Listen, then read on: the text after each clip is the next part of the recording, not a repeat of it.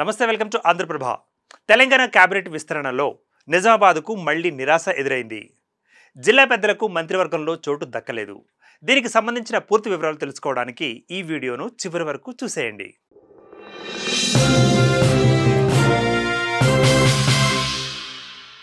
Telangana cabinet విస్తరణలో నిజామాబాద్ జిల్లాకు మరోసారి నిరాశే ఎదురైంది.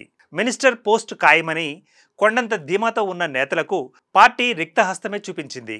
ఇప్పటి వరకు 3 సార్లు మంత్రివర్గ విస్తరణ జరగగా నిజామాబాద్, కామారెడ్డి జిల్లాలకు మాత్రం ప్రాతినిధ్యం దక్కలేదు. బోధన్ ఎమ్మెల్యే సుదర్శన్ రెడ్డితో పాటు మాజీ మంత్రి షబ్బీర్ అలీకి కూడా భంగపాటే ఎదురైంది. మంత్రి పదవి రాలేదని తీవ్ర అసంతృప్తిలో ఉన్న బోధన్ ఎమ్మెల్యేను సంతృప్తిపరిచేందుకు కాంగ్రెస్ హైకమాండ్ బుజ్జగింపు ప్రయత్నాలు చేసింది. ఇందులో భాగంగానే షబ్బీర్ అలీ తరహాలోనే సుదర్శన్ రెడ్డిని ప్రభుత్వ సలహాదారుగా నియమించింది.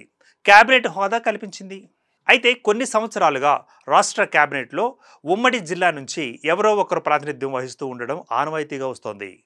ఉమ్మడి రాష్ట్రం నుంచి ఈ సంప్రదాయం కొనసాగింది.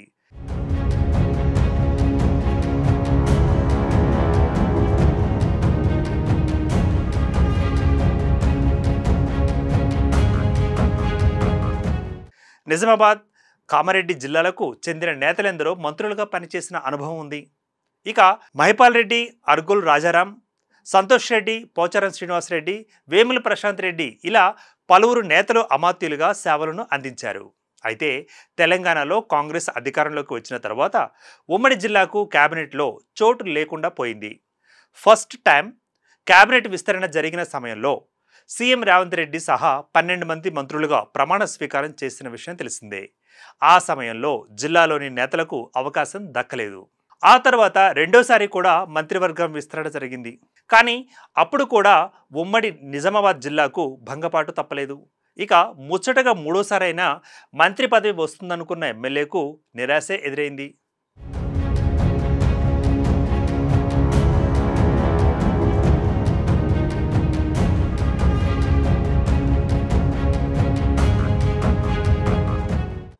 సుదర్శన్ రెడ్డి మొదటి నుంచి కాంగ్రెస్ వాదిగానే ఉన్నారు. గత 10 ఏళ్లలో పార్టీ కష్టాల్లో ఉన్నప్పటికీ ఆయన మాత్రం పక్క చూపులు చూడలేదు. వయసు, సీనియారిటీ, అనుభవాన్ని పరిగణలోకి తీసుకున్నా సుదర్శన్ రెడ్డికి మాత్రం మంత్రిగా ఛాన్స్ దక్కాల్సి ఉంది. కానీ ప్రభుత్వం మొండి చేయి చూపించింది. ఈ క్రమంలో తీవ్ర నిరాశకు గురైన సుదర్శన్ రెడ్డిని హైకమాండ్ బుజ్జగించే పనిలో పడింది. అందులో భాగంగానే ప్రభుత్వ సలహాదారునిగా నియమించింది. ఈ మేరకు ప్రభుత్వం ఉత్తర్వులను జారీ చేసింది. కేబినెట్ హోదాతో పాటు విశేష అధికారాలను కల్పించింది. మొత్తంగా చూస్తే ఉమ్మడి జిల్లాపై కాంగ్రెస్ నాయకత్వం కాస్త వివక్ష చూపుతున్నట్లే అనిపిస్తోంది. నిజామాబాద్, కామారెడ్డి జిల్లాల్లో మొత్తం ఆ పార్టీకి చెందిన ఎమ్మెల్యేలు 4 ఉన్నారు. రాజకీయంగా ఎంతో కీలకమైన ఉమ్మడి జిల్లాకు మంత్రి పదవి ఇవ్వకుండా సలహాదారులుగా నియమిస్తూ బుజ్జగిస్తూ వస్తోంది. ఇక సీనియర్ నేత మాజీ మంత్రి షబ్బీర్ అలీ, పోచారం శ్రీనివాసరెడ్డి ఇప్పటికే ప్రభుత్వ సలహాదారులుగా ఉండనే ఉన్నారు. ఇక తాజాగా బోధన్ ఎమ్మెల్యే సుదర్శన్ రెడ్డిని కూడా సలహాదారునిగా నియమించింది ప్రభుత్వం. దీంతో ఉమ్మడి జిల్లాలలో ప్రభుత్వ సలహాదారుల సంఖ్య 3కు చేరుకుంది.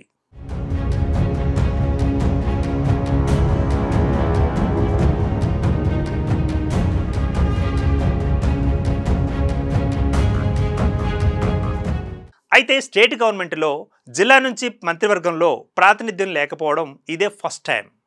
ప్రజెంట్ జిల్లాకు ఇన్ఛార్జ్ మంత్రిగా జూపల్లి కృష్ణారావు వ్యవహరిస్తున్న విషయం తెలిసిందే. కానీ ప్రభుత్వ ప్రయారిటీ అంశాలపై జిల్లా ఆఫీసర్లను ఎప్పటికప్పుడు మానిటరింగ్ చేయడానికి జిల్లా నుంచి మంత్రిగా ఎవరూ లేరు. దీన్నే పార్టీ కేడర్ లోపంగా భావిస్తుందని తెలుస్తోంది. ఇక త్వరలో లోకల్ బాడీ ఎలక్షన్స్ నిర్వహించే అవకాశం ఉంది. ఈ సమయంలో పార్టీని సమన్వయం చేస్తూ పెద్దన్న పాత్ర పోషించే మంత్రి అవసరమని పార్టీ వర్గాలలో గుసగుసలు వినిపిస్తూ ఉండడం గమనార్హం. అయితే త్వరలోనే మరోసారి కేబినెట్ విస్తరణ జరిగే అవకాశం ఉందని తెలుస్తోంది. మరి అప్పుడైనా ఉమ్మడి నిజామాబాద్ జిల్లాకు ప్రాతినిధ్యం దక్కుతుందా, లేదా ఆ ఎమ్మెల్యేలకు అమాత్య యోగం ఉందా లేదా అన్న దానిపై క్లారిటీ వస్తుంది. సో అప్పటి వరకు వెయిట్ చేయాల్సిందే. Keep watching Andhraprabha.